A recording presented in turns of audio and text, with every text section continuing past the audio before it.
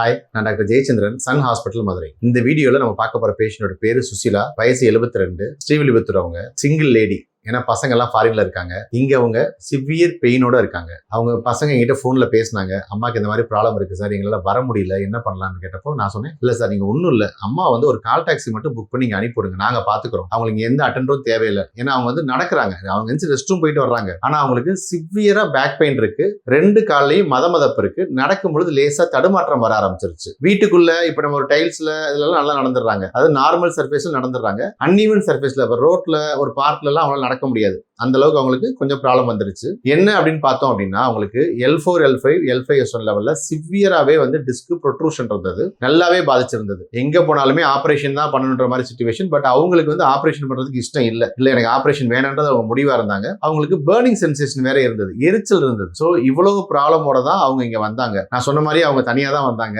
வந்து இங்க ஒரு 15 டேஸ் இருந்திருப்பாங்கன்னு வச்சுக்கோங்களேன். இருந்ததுல அவங்க கம்ப்ளீட்டா 100% நார்மல் ஆயிட்டாங்க. வந்துட்டு அவங்களுக்கு நாங்க இங்க எந்த மெடிசனுமே கொடுக்கல. அம்மாவுக்கு அலோபதி சுத்தமா பிடிக்காது. ஏன்னா அவங்களுக்கு வந்து அலோபதி மெடிசன் சேராது, அதனால அவங்களுக்கு அலோபதி செட் ஆகாது. வேற எந்த சைடு மெடிசன்ஸுமே அவங்களுக்கு செட் ஆகல. ஸோ அவங்க என்ன சொல்லிட்டாங்க, எனக்கு பிசியோதெரபி தான் கொடுக்கணும், பிசியோதெரபி கொடுத்து கம்ப்ளைண்ட் சரி பண்ணி கொடுங்கன்னு தான் இங்க வந்தாங்க. அவங்களுக்கு காலையில 9 மணில இருந்து நைட் 9 மணி வரைக்கும் கண்டினியூஸா நம்ம சன் ஹாஸ்பிட்டல் கொடுக்குற அட்வான்ஸ்டு பிசியோதெரபி ட்ரீட்மெண்ட்ஸ், புரோட்டோகால்ஸ் மூலமா எலக்ட்ரோதெரபி, மேனுவல் தெரப்பி பிளஸ் ரோபோஸ்பைன். இவங்களோட கண்டிஷனுக்கு ரோபோஸ்பைனுமே வந்து ரொம்ப இம்பார்ட்டன்ஸ் இருந்தது. ஏன்னா இவங்களுக்கு கொஞ்சம் சிவியராவே வந்து டிஸ்க் ப்ரொட்ரூஷன் இருந்தது. L4 L5 சரி, L5S1 சரி, எங்க பார்த்தாலுமே ஆபரேஷன் தான் பண்ணற அளவுக்கு நவ் கம்ப்ரஷன் இருந்தது. நாங்க அசஸ் பண்ணி பார்த்தப்பையும் SLR டெஸ்டா இருக்கட்டும், ஸ்லிம் டெஸ்டா இருக்கட்டும், சிவியராவே வந்து உங்களுக்கு பாசிட்டிவ் காமிச்சிச்சு. இவங்க நிமிர்ந்து நடக்க முடியல, கொஞ்சம் நிமிர்ந்து நடந்தாலே பெயின் வந்துருது, மதமதப்பு வந்துருது. ஸோ இவ்வளவு ப்ராப்ளம் இருந்தவங்களை நாங்க கம்ப்ளீட்டாவே சரி பண்ணி கொடுத்துட்டோம். அவங்க ரிவ்யூ வருது பாருங்க. இப்போ அவங்க பயங்கர ஹாப்பி. அவங்க இப்ப சொல்லிட்டு போறாங்க, நான் உங்களுக்கு நிறைய பேஷன்ஸ் அனுப்பிடுறேன், எனக்கு எவ்வளவு சரியா இருக்கு, நல்லா இருக்குன்னு சொல்லிட்டு போற அளவுக்கு வந்து அவங்க வந்து ஹாப்பியா இருக்காங்க. எதுக்காக இந்த வீடியோ? உங்களுக்கு டிஸ்க் ப்ரொட்ரூஷன் இருக்கு, டிஸ்க் எக்ஸ்ட்ரூஷன் இருக்கு, இல்ல எனக்கு வந்து டிஸ்க் பல்ஜ், டிஸ்க் ஹெர்னியேஷன், ஆன்டிரோலிசிஸ், ஸ்பாண்டிலோலிசிஸ் இருக்கு, இல்ல முதுகெலும்புல தேய்மானம் இருக்கு, கழுத்துல வந்து ரொம்ப வலி வந்து கைக்கு வலி பரவுது, இடுப்புல ரொம்ப வலி வந்து காலுக்கு வலி பரவுது, என்ன ப்ராப்ளம் வந்தாலும் சரி உங்க ரிப்போர்ட் அனுப்பிவிடுங்க, நான் பார்த்துட்டு சொல்றேன். முடிஞ்ச அளவு ஆபரேஷன் இல்லாம சரி பண்ண பார்ப்போம். தேங்க்யூ. இது சுசிலா அம்மாவோட பயோதிசிமீட்டர் ரிப்போர்ட். அதாவது அவங்க கால் பாத மதமதப்பு எப்படி இருந்திருக்கு அப்படின்றத பாக்குறோம். ஃபர்ஸ்ட் டே அவங்க வந்த அன்னைக்கு பார்த்தப்போ 2 கால்லையுமே ஃபுல்லாவே வந்து 50 தான் இருந்திருக்கு. ரொம்ப சிவியரா இருந்தது, கால் தரையில வைக்கிறதே தெரியாத அளவுக்கு இருந்தது. இது காரணம் வந்து அவங்களுக்கு மெயினா வந்து ஸ்பைன்ல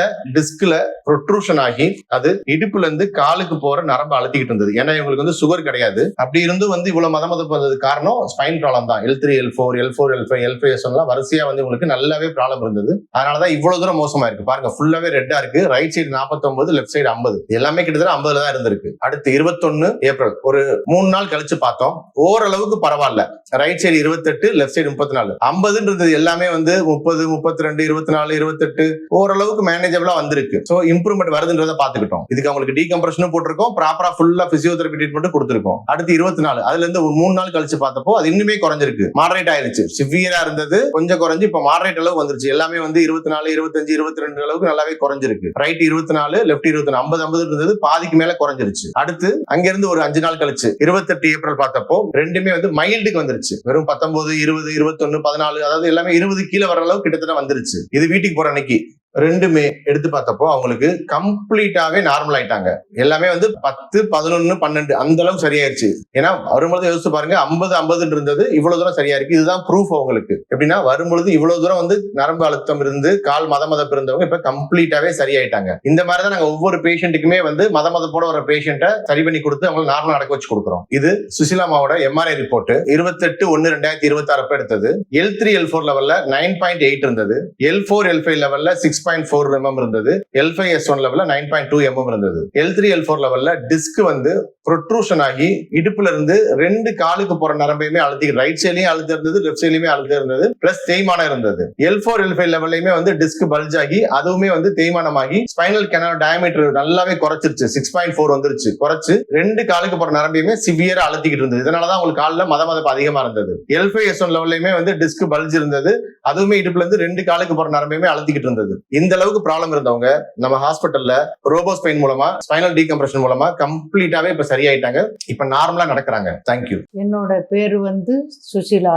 எங்க ஊர் ஸ்ரீவில்லிபுத்தூர்ல இருந்து நான் வந்திருக்கேன். இந்த பின்னாடி பேக் பெயின் சியாட்டிக்கா வலி 6 வருஷமா நான் அவஸ்தைப்பட்டு இருக்கேன்.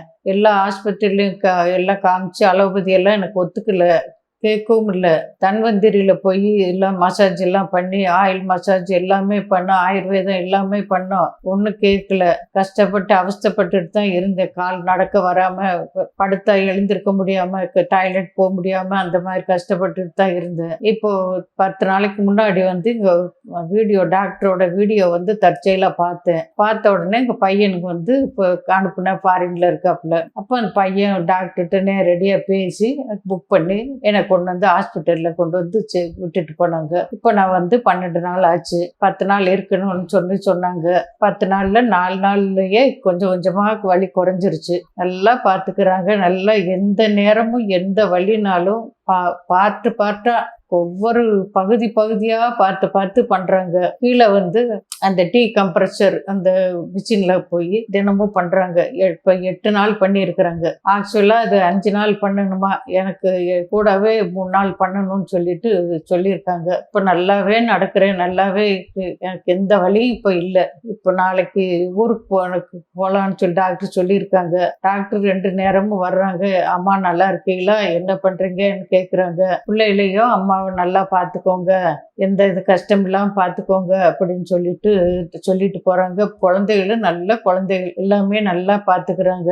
குறிப்பாக டாக்டர் அபிக்குட்டிக்கு தான் ரொம்ப நன்றி சொல்லணும். அவங்க நல்லா பார்த்துக்கிறாங்க. நல்ல பெத்த குழந்தைய கூட அந்த மாதிரி பார்த்துக்க மாட்டாங்க, அப்படி பார்த்துக்கிறாங்க. இப்போ நான் தினமும் இந்த பார்க்குக்குள்ள போய் ஒரு சுற்றிட்டு வாங்கன்னு சொல்லி டாக்டர் சொல்லியிருக்கிறாரு. இப்போ நான் நல்லா நடந்துட்டு வர்றேன். ட்ரீட்மெண்ட் கொடுக்கறது காலையில் 9 மணிலேருந்து நைட்டு 9 மணி வரைக்கும் பண்ணுறாங்க.